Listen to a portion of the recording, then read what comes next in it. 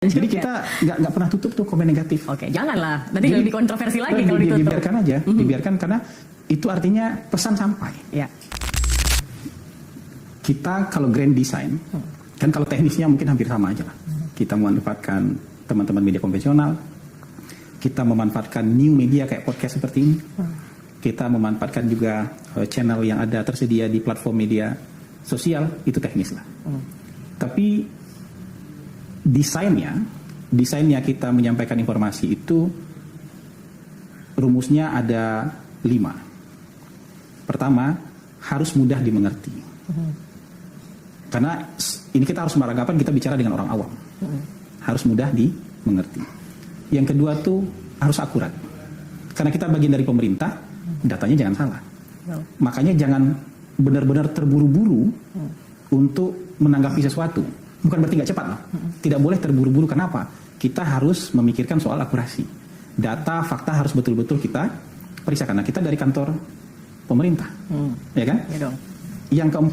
Yang ketiga itu fokus pada target audiens.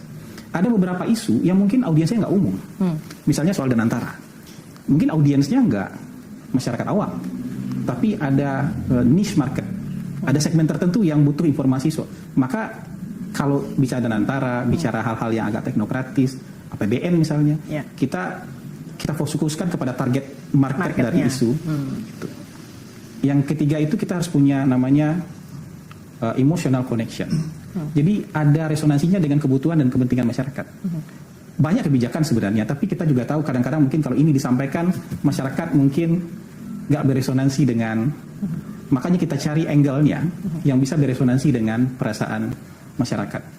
Nah, yang terakhir itu kita berharap ada aksi dan tidak lanjut. Aksi dan tidak lanjut itu, maksud saya gini, kalau karena ada media sosial sekarang, kita berharap ada engagement dengan audiens. Engagement itu yang paling rendah itu mungkin ya like, ada komen. Mau jelek mau buruk biarin aja, tapi itu ada interaksi ya. Interaksi daripada kosong. Dimaki-maki nggak ada, tapi dipuji juga nggak ada, kosong aja gitu. Like-nya nggak ada, komennya nggak ada. Kan masih diabaikan kita. Tapi kalau ada kontroversi di dalamnya nggak apa-apa. Artinya pesan kita dibahas dan didiskusikan oleh masyarakat. Ada like, ada komen mungkin, ada dislike mungkin, nggak apa-apa. Yang penting pesan sampai. Kalau sudah ada aksi seperti itu. Dan aksi yang kita harapkan adalah di-share. Jadi kalau dia merasa ini penting, dia share ke teman, ke keluarga. Jadi, nah itu kira-kira grand design. Dan komen itu juga bisa sebagai evaluasi juga ya, bagaimana kemudian reaksi, tanggapan, mungkin masukan itu dari komen gitu ya. Nah buat yang nonton juga jangan lupa komen-komen di Penjaga Harapan nih, siapa tahu bisa dapat masukan juga. Jadi kita nggak pernah tutup tuh komen negatif. Oke.